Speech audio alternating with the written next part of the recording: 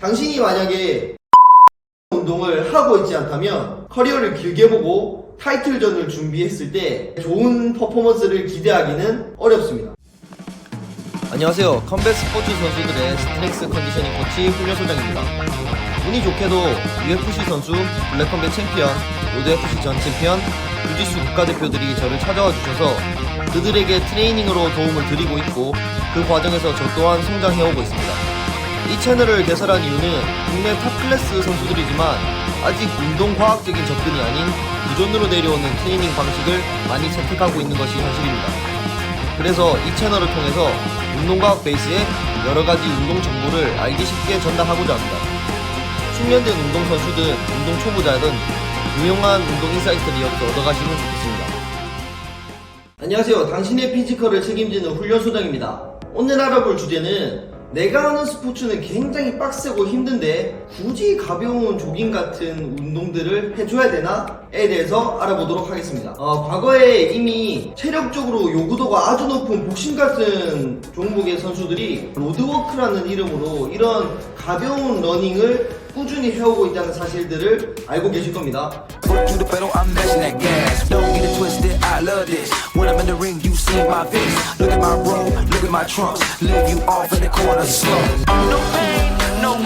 요즘은 타 종목의 스포츠 선수들도 전투 훈련이라는 이름으로 많이들 해오고 있습니다.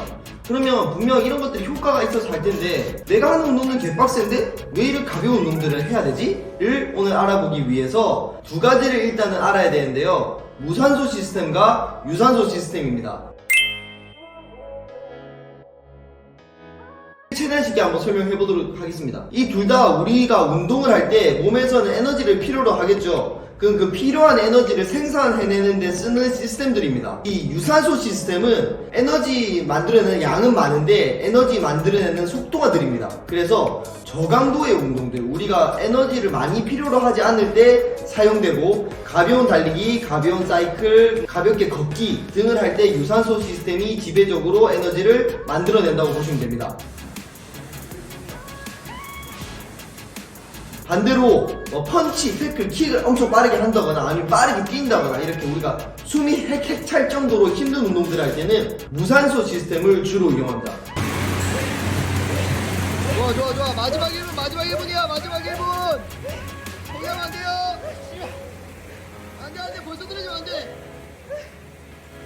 이 친구들은 에너지를 만들어내는 속도가 굉장히 빨라요. 그래서 우리가 유산소 시스템을 주로 이용하면 유산소 운동이라 부르고 무산소 시스템을 주로 이용하면 무산소 운동이라 부릅니다. 실질적인 예로 달리기 하면 그거 유산소 운동 아니야? 라고 말하는데 이 종목이 유산소 무산소 운동을 구분하는 게 아니고 달리기도 100m 달리기처럼 엄청 폭발적으로 강하게 힘을 계속 쓴다면 이거는 거의 100% 무산소 운동에 가깝고 무산소 시스템을 주로 쓰기 때문에 반대로 달리기를 아주 가볍게 천천히 편안한 정도로 뛴다면 주로 유산소 시스템에 의존하기 때문에 유산소 운동으로 분류가 됩니다. 그럼 뒤에 이제 내용을 설명하기 위해서 필요한 기반 지식은 다 닦았고 결론부터 얘기할게요. 결론부터 얘기하면 유산소 시스템의 발달은 굉장히 중요합니다. 그럼 이 당위성을 설명하기 위해서 첫 번째 제가 말씀드리고 싶은 부분은 무산소 시스템의 단점입니다. 폭발적인 힘을 막 쓸 때 에너지를 엄청 빠르게 만들어주네? 무산소 시스템을 엄청 많이 발달시켜가지고 내가 이 폭발적인 힘을 만들어내는 거를 계속 해내자 라고 생각할 수 있지만 이거에 아주 큰 단점이 있습니다. 바로 피로도입니다. 우리가 100m 달리기를 엄청 뛰었다고 생각해 보십시오. 10초, 15초 남짓 뛰었을 뿐인데 뒤에는 다른 운동을 할 수도 없을 정도로 지쳐버려요. 이게 무산소 시스템의 가장 큰 단점입니다. 바로 피로도라는 혹독한 대가가 따라온다는 겁니다. 무산소 시스템도 사실 크게 두 개가 있어요. ATP PCR 시스템, 젖산 시스템 이렇게 있는데 이렇게 크게 구분할 거 없이 결국 이 폭발적인 에너지를 쓰고 나면 내 몸은 아주 젖은 섬처럼 무거워지고 피로해진다. 더 이상 운동을 이 정도의 강도로 지속할 수가 없다 라고 생각하시면 됩니다. 100m 달리기 같은 경우에 쓰는 게 아까 말한 ATP PCR이라고 첫 번째 시스템인데 얘가 10초에서 12초 남짓 쓸 수 있는 시스템인데 얘는 심지어 발달시킬 수 있는 여지도 굉장히 적어요. 내가 엄청 빡세게 이 시스템만 훈련했다 하더라도 1, 2초 정도 이 시스템을 더 쓰게 만드는 게 굉장히 유전적인 영역에 가까워요. 가까워요. 그 외에 이제 젖산 시스템은 그래도 발달시킬 수 있는 여지가 얘보다는 훨씬 많은데 얘도 막 10분, 15분, 20분 동안 이걸 계속 쓸 수 있어 라고 발달하기에는 좀 어려움이 있습니다. 그래서 정리를 하자면 무산소 시스템은 피로도라는 대가가 따라오고 내가 훈련을 아주 많이 하더라도 발달시킬 수 있는 여지가 유산소 시스템에 비해서는 좀 적다라고 볼 수 있습니다. 그럼 두 번째 설명드리고 싶은 거는 유산소 시스템의 장점입니다. 그 가벼운 조깅 같은 거 해서 유산소 시스템을 발달시키려면 무산소의 단점만 있어서 이걸 하는 게 아니고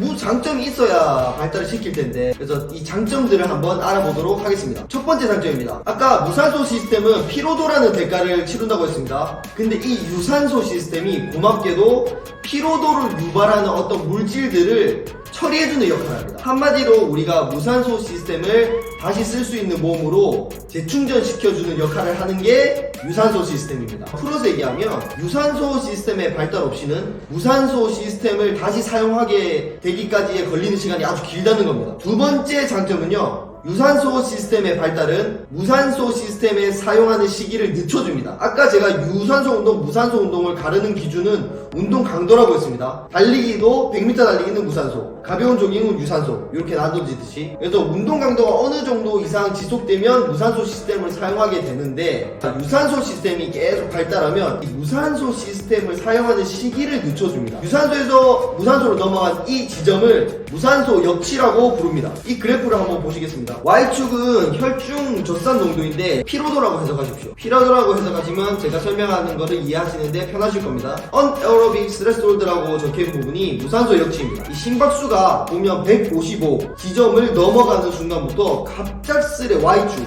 피로도가 치솟는 것을 볼 수가 있습니다. 유산소 시스템의 발달은 더 Anaerobic threshold를 더 뒤쪽으로 보낼 수가 있습니다. 다음 그래프를 한번 보시면 A는 훈련되지 않은 사람, B는 훈련된 사람입니다. A의 경우에는 X축 160 정도의 파워를 내는 지점에서 이미 무산소 역치에 도달을 했고 그 이후로는 굉장히 피로도가 쌓이는 걸 볼 수가 있습니다. B의 경우, 훈련된 경우에는 260 정도의 파워를 내는 지점에서 무산소 역치에 도달을 해서 그 이후에 피로도가 쌓이는 것을 볼 수 있습니다. 이렇게 두 명을 비교해봐도 B 같은 경우에는 A가 이미 160에서 무산소 역치에 도달했을 때 B는 유산소 시스템을 주로 이용하고 있을 겁니다. 그래서 피로도가 별로 쌓이지 않겠죠. 그래서 더 운동을 하다가 260까지 도달했을 때부터 무산소 시스템을 주로 이용해서 피로도가 확 높아지는 걸 볼 수가 있죠. 그럼 이 둘이가 종합격투기라고 치고 그러면 당연히 A랑 B랑 막 어그레시브하게 붙고 있는데 A는 이미 무산소 시스템을 메인으로 사용하고 있어서 피로도가 막 급격하게 높아지는 반면에 B는 훈련이 많이 돼 있어서 이 사람은 유산소, 무산소 반반 정도 쓰고 있다고 가정해볼게요. 그러면 이거를 15초, 20초만 지속하더라도 A의 체력은 금방 떨어지고 B는 적당히 할만한 상태가 유지될 겁니다. 그 외에도 유산소 시스템을 발달시키면 모세혈관의 밀도가 증가하고 미토콘드리아 개수가 많아지고 이런 운동생리적인 이점들이 굉장히 많이 있는데 학문적인 부분들은 챗GPT나 블로그, 전문 전공 서적들을 참고해서 확인해보시면 좋을 것 같고, 그런 것보다 저는 운동 학문적인 내용들을 현실 상황에 반영시켜가지고 설명드리는 게 좀 더 이해하기도 좋고 받아들이는 게도 좀 재미가 있을 것 같아요. 그래서 저는 이렇게 진행을 해볼게요. 그래서 이 정도 장점들이면 유산소 시스템의 발달이 필요하구나 라는 당위성이 충분히 생겼을 거라고 생각합니다. 그 세 번째, 이게 가장 중요합니다. 컴뱃 스포츠의 시합 시나리오가 굉장히 다양합니다. 예를 들면 100m 스프린트다. 그러면 처음 시작부터 끝까지 나는 최대한 빨리 달려나가는 것만 생각하면 됩니다. 그럼 두 번째, 마라톤이다. 마라톤은 내가 무산소 역치를 넘지 않는 나의 최고인 페이스를 유지하면서 꼬린 지점까지 통과하는 게 마라톤입니다. 그럼 이 두 개의 운동은 운동이 쉽고 어렵고 힘들고 안 힘들고를 떠나서 그냥 운동 경기에서 만나는 시나리오가 아주 단순합니다. 근데 컴뱃 스포츠는 그렇지 않습니다. 우리가 아주 어그레시브하게 쿵쾅쿵쾅 붙을 때도 있고 이 상황에서 갑자기 그래플링을 들어가서 개비기를 할 때도 있고 그러다가 서로 일어나서 견제를 하면서 소강 상태가 될 때도 있고 그러다 갑자기 또 붙을 때가 있고, 이렇게 한마디로 고강도 무산소 운동, 유산소 갔다가 갑자기 중강도 무산소로 갔다가 다시 유산소 갔다가 갑자기 고강도로 가는 이런 식의 우리가 예상할 수 없는 다양한 시나리오를 경기 중에 만나게 됩니다. 이렇게 다양한 시나리오에 노출될 때 상당히 발달한 유산소 시스템 없이는 나는 무산소 시스템에 크게 의존을 해야 될 텐데, 이렇게 되면 체력적으로 피로도가 많이 쌓여서 쭉쭉쭉쭉 깎일 수밖에 없습니다. 그러면 우리가 당연히 그렇지 않은 상대에 비해서 체력적으로 불리함을 가져갈 수밖에 없겠죠. 만약 챔피언을 목표로 하는 사람이라면 UFC라면 5분 5라운드 총 25분입니다. 총 25분 동안 무산소 시스템에만 의존해서 경기를 치룬다면 끝까지 좋은 퍼포먼스를 기대하기는 상당히 어렵습니다. 사실 불가능에 가깝습니다. 그래서 제가 하고 싶은 말이, 당신이 만약에 유산소 운동을 하고 있지 않다면 커리어를 길게 보고 타이틀전을 준비했을 때 타이틀전에서 끝까지 갔을 때 좋은 퍼포먼스를 기대하기는 어렵습니다. 이것도 하루아침에 유산소 시스템 발달도 되는 것이 아니기 때문에 지금부터라도 꾸준히 해나가시는 것을 추천드립니다. 이 정도 설명했으면 내가 하는 운동이 굉장히 격렬하고 체력적으로 요구도가 높은 스포츠지만 유산소 운동을 꾸준히 해나가야겠구나, 이런 이점들이 있구나 라고 생각이 드실 거라고 생각합니다. 근데 요렇게 유산소 시스템의 이점을 설명했을 때 꼭 나오는 질문들이 있어요. 유튜브에서 많이 갑론을박이 있었던 주제인데, 유산소 운동하면 근손실 오잖아요. 그럼 근손실 오면 스트렝스도 떨어지고 파워도 떨어질 것 같은데 그러면 좀 불리함이 있지 않나? 요런 생각을 분명히 하실 수 있습니다. 그래서 이거에 대해서 다음 컨텐츠에서 한번 심도 깊게 다뤄보도록 하겠습니다. 감사합니다. 이상 훈련소장이었습니다.